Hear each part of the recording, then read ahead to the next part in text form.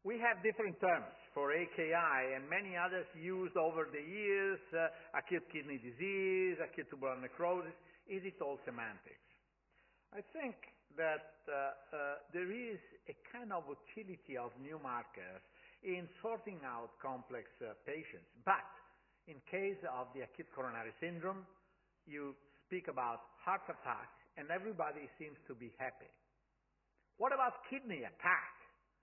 Kidney attack is something that people don't know too much about it, but it's dangerous, deadly, and it encompasses many different type of syndromes. So recently, AKI was somehow reconciled in several different definitions by what we call the AKI consensus group.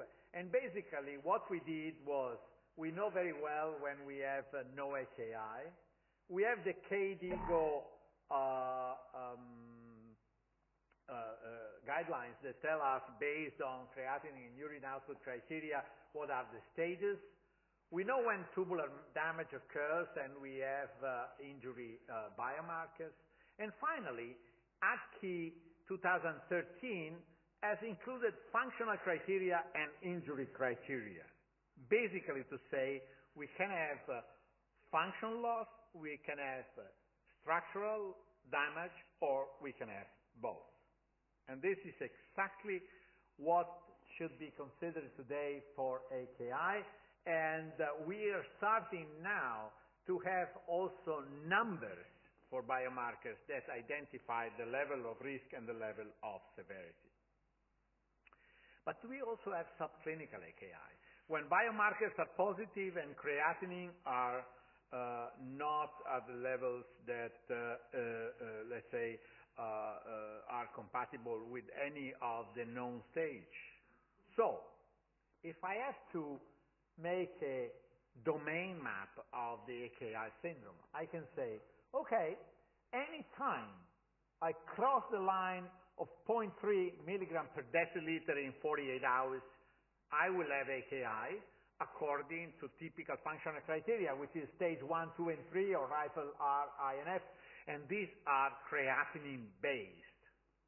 On the other hand, we know that we have a subclinical domain, especially the biomarker domain, when we may have simply a trend, or we can actually have a cutoff value that actually discriminates, like in the case of NephroCheck or the most recent analysis that we did in cardiac surgery for Renal as well.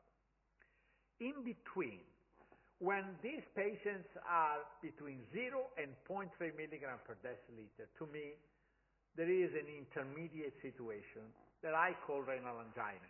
Patient is at risk, there is some dysfunction, there is some damage, but not really, let's say, characterized in any other thing. So, for me, this is what I think for renal angina, and I must say that Chow and Goldstein were the one that suggested that in patients with risk factors for AKI, clinicians should be vigilant for renal angina.